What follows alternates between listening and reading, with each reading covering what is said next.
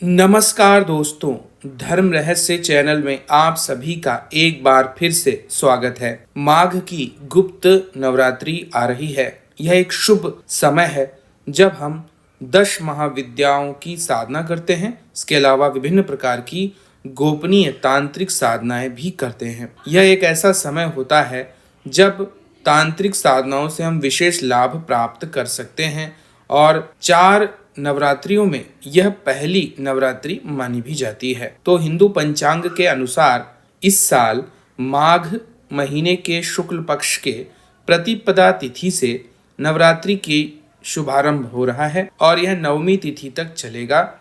इस साल 10 फरवरी 2024 से गुप्त नवरात्रि शुरू हो रही है और 18 फरवरी 2024 को इसकी समाप्ति होगी। तो इस साल 10 फरवरी 2024 को सुबह 8:45 से माघ गुप्त नवरात्रि की प्रतिपदा तिथि शुरू होगी और 11 फरवरी 2024 को रात्रि 12:47 पर समाप्त होगी। अगर घट स्थापना की बात की जाए तो पंचांग के अनुसार माघ महीने की गुप्त नवरात्रि के पहले दिन यानी कि 10 फरवरी 2024 सुबह 8:34 से लेकर सुबह 9:59 तक कलश स्थापना के लिए शुभ मुहूर्त माना जाएगा। इसके अलावा अभिजित योग में भी आप स्थापना कर सकते हैं और इस समय माता की गोपनीय तरीके से साधना करके विशेष लाभ प्राप्त कर सकते हैं। तो जैसे कि मैंने बताया कि माघ मास में या किसी भी गुप्त नवरात्रि में माता के 10 महाविद्या स्वरूपों की पूजा की जाती है। अगर उनकी बात की जाए तो प्रतिपदा तिथि माता काली को, द्वितीया तिथि माता तारा, तृतीया तिथि माता त्रिपुर सुंदरी, षोडशी चतुर्थ तिथि माँ भुवनेश्वरी, पंचमी तिथि माँ छिन्नमस्तिका, छठी तिथि माता त्रिपुर भैरवी, सप्तमी तिथि माता धूमावती, अष्टमी तिथि माता बगलामुखी, नवमी तिथि माता मातंगी और 10वीं तिथि माता कमला को समर्पित मानी जाती है। तो इस प्रकार से इन 10 महाविद्याओं के माध्यम से आप माता आदि शक्ति को प्रसन्न कर सकते हैं और माता पराशक्ति का आशीर्वाद प्राप्त कर सकते हैं। ये माना जाता है कि माता आदिशक्ति जगदम्बा विद्या और अविद्या दोनों ही रूपों में विद्यमान है। अविद्या के रूप में प्राणियों को मोह में डालने वाली और विद्या के रूप में मुक्ति प्रदान करने वाली मानी जाती हैं। तो इसीलिए यह महाविद्या के रूप में मुक्ति को प्रदान करती हैं और संसार चक्र के आवागमन से छुटकारा दिलवाती हैं। माता विभिन्न नामों से जिसमें नवदुर्गा, चामुंडा, विष्णुप्रिया, भगवती, परमेश्वरी और इनका जो सर्वोच्च स्वरूप है उसे हम माता पराशक्ति के नाम से जानते हैं, जिसका वर्णन और विवरण बहुत ही कम किया गया है। सिर्फ वेदों में हमें यह देखने को मिलता है। तो इनकी जो कथा है इस प्रकार से आती है कि जब एक बार प्रजापति दक्ष ने विशाल यज्ञ का आयोजन किया, लेकिन भगवान शिव से नाराजगी होने के कारण उनको आमंत्रित करके नहीं बुलाया। तब जब यह बात माता सती को पता चली तो उन्होंने कहा मैं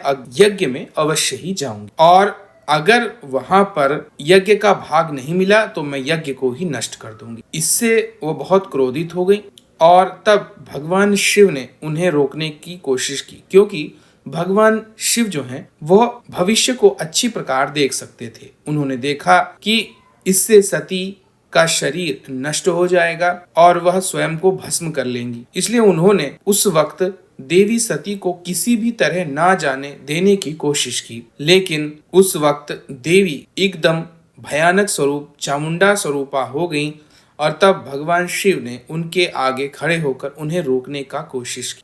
लेकिन भगवान की इस शक्ति को रोकने की सामर्थ्य किसी में भी नहीं है। सभी जानते हैं कि माता पार्वती जो है माता पराशक्ति का ही स्वरूप, इसलिए अपने आदि स्वरूप की शक्ति का आवाहन करके उन्होंने भगवान शिव को बंदी बना लिया। भगवान शिव भी क्योंकि सभी प्रकार की सिद्धियों के स्वामी हैं, परमेश्वर हैं, इसलिए उन्होंने उन्हें हर प्रकार से उनके बंधन से निकलने की कोशिश की, क्योंकि देवी यह जानती थी कि उन्हें भगवान शिव अगर नहीं जाने देंगे तो वह नहीं जा सकती हैं। तब भगवान शिव प्रत्येक दिशा में भागे उनसे निकलने के लिए, लेकिन तब उन्होंने यह स्पष्ट किया कि दसों दिशाओं में उन्हीं का वास है, इसलिए वो कहीं से नहीं भाग सकते। यही दसों दिशाएं अलग अलग देवियों के रूप में प्रकट हो गईं।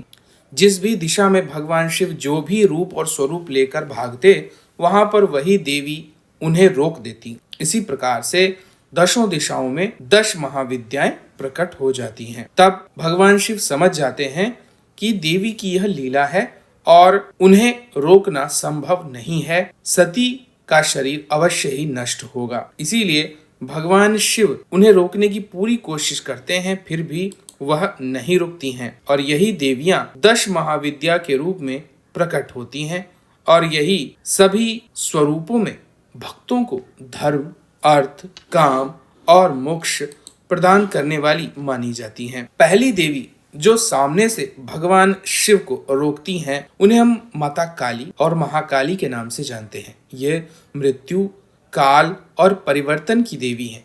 यह सुंदरी रूपा भी हैं। आदि शक्ति माँ दुर्गा का यह काला, विकराल, भयंकर और भय प्रदान करने वाला स्वरूप है। असुरों के संहार के लिए सबसे ज्यादा इन्हीं की पूजा की जाती है और यह अपनी कार्यों में इतनी तीव्र हैं कि इनको कोई भी नहीं रोक सकता है। स्वयं शिव की भी छाती पर खड़ी होकर के यह दर्शन देती हैं, अर्थात इन्हें अपने स्वरूप का भी भान नहीं रहता है अपने कार्यों के आगे। यह सबसे भयानक स्वरूप है माता का। दूसरा माता का जो स्वरूप है, इसे हम माता तारा के नाम से जानते हैं। 10 महाविद्याओं में ये दूसरी हैं। इनका मतलब होता है तारा, अर्थात तारण करने वाली, पार लगाने वाली। माता पार्वती का यह बहुत ही सुंदर और अद्भुत स्वरूप है, क्योंकि यह जितनी भयानक है दिखने में, उतनी ही ज्यादा कल्याणकारी हैं और जीवन को तार देने वाली हैं। इसीलिए यह स्वरूप भगवान राम की आराध्य शक्ति के रूप में भी जाना जाता है और भगवान राम ने इन्हीं की आराधना से विशिष्ट प्रकार की दिव्यतम सिद्धियां प्राप्त की थीं। इसीलिए भगवान राम से इनका संबंध जोड़ा जाता है। इतना ही नहीं, भगवान शिव के हलाहल पीने के वक्त उनके गले और शरीर में उठी उत्तेजना, जिसे वह संभाल नहीं पा रहे थे, देवी तारा ही आकर उसे संभालती हैं। इनके प्रसिद्ध सिद्ध पीठ शमशान तारा पीठ है। इन्हें हम एक जटा, उग्र तारा और नील सरस्वती स्वरूपों में भी जानते हैं। तीसरी माता है छिन्नमस्तिका।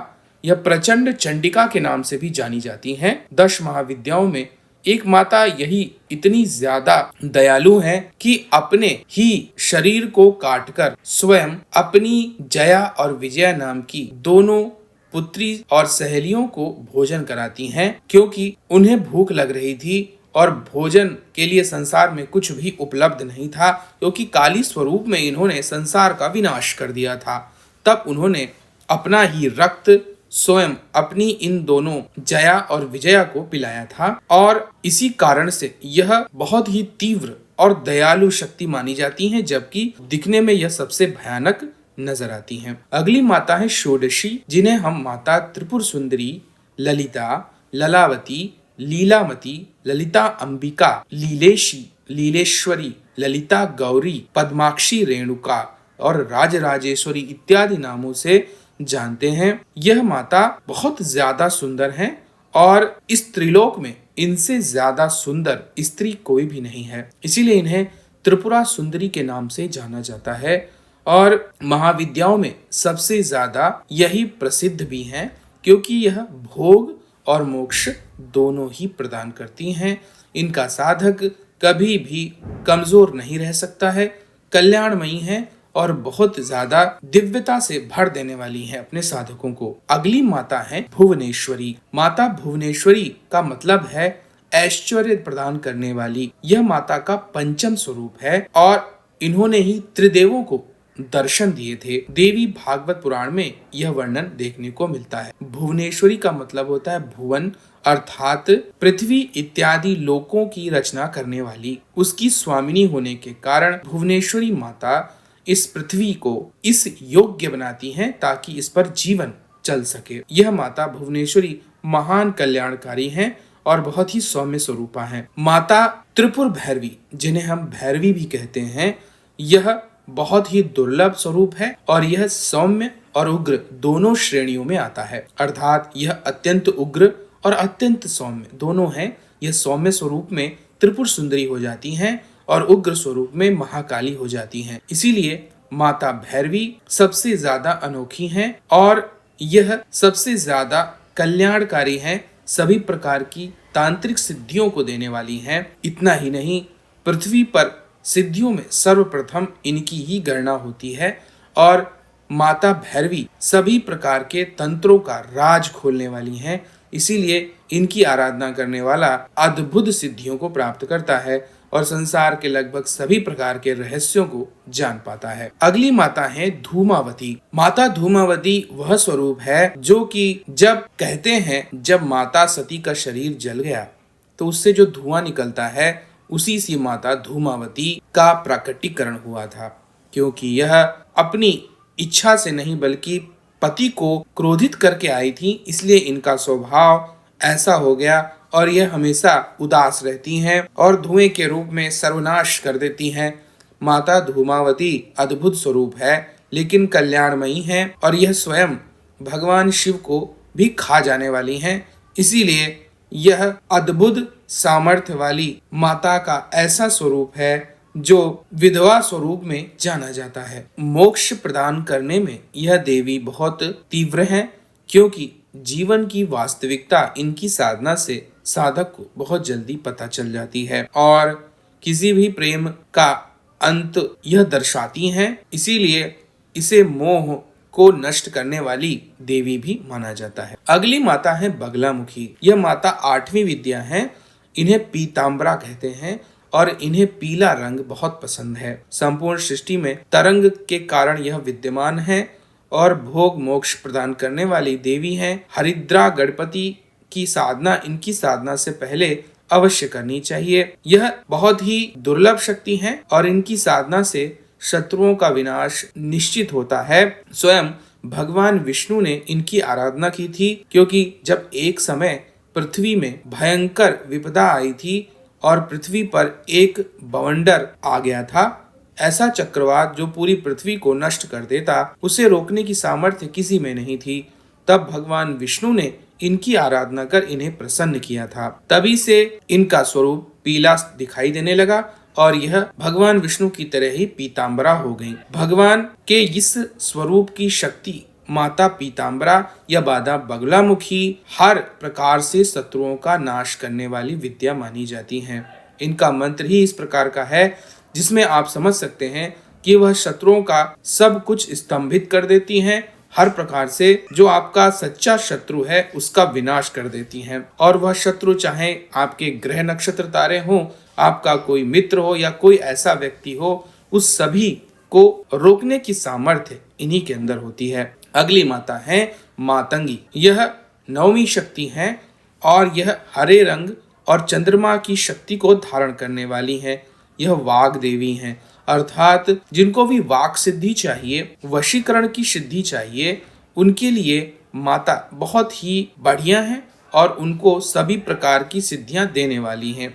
यह देवी तांत्रिकों की सरस्वती नाम से भी जानी जाती हैं। मल्लिका के पुष्प बेल पत्रों से पूजा करने पर इनकी शक्ति प्राप्त होती है और शरीर में आकर्षण शक्ति बढ़ती है। मूल रूप से आकर्षण और वशीकरण की देवी मातंगी को ही माना जाता है। माता अन्य रूपों में भी बहुत विद्यमान है, इनके भी कई शक्ति स्वरूप अलग से हैं। माता मातंगी ज्ञान की देवी हैं। यह ज्ञान भी प्रदान करती हैं, तांत्रिक सिद्धियां भी देती हैं और सबसे ज्यादा यह पारिवारिक जोड़े अर्थात पुरुष और स्त्री के बीच में प्रेम संबंध लाने वाली देवी के रूप में इन्हें जाना जाता है। अब अंतिम और मुख्य स्वरूप जिन्हें हम कमला स्वरूप कहते हैं, माता कमलात्मिका, कमल पर निवास करने वाली स्वयं माता लक्ष्मी ही है। माता लक्ष्मी जो कि धन, वैभव, संपन्नता, ऐश्वर्य की देवी हैं। इन्हीं की कृपा से जीवन में हर प्रकार के भौतिक सुख प्राप्त होते हैं।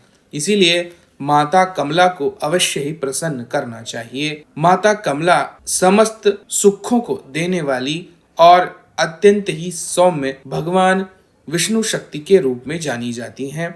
माता कमला कमल के आसन पर विराजमान है, इसीलिए इन्हें कमला कहा जाता है। तो यह है माता के 10 महाविद्या स्वरूप, जिनकी साधना आप जब भी गुप्त नवरात्रि हो तो करें तो अद्भुत लाभ आपको प्राप्त होंगे। इसके अलावा माता के तांत्रिक स्वरूप और विभिन्न प्रकार की तांत्रिक साधनाएं गुप्त नवरात्रि में करने से विभिन्न प्रकार की सिद्धियां प्राप्त की जा सकती हैं, जिनके संदर्भ में मैं आपको बताता रहूंगा और इस नवरात्रि भी आपके लिए कोई उपयुक्त साधना लेके आऊं। तो यह थी जानकारी माघ महीने के गुप्त नवरात्रि और उसमें की जाने वाली माता के 10 महाविद्या स्वरूपों की साधना। आशा करता हूं आपको यह वीडियो पसंद आया होगा। आप सभी का दिन मंगलमय हो। जय मां पराशक्ति।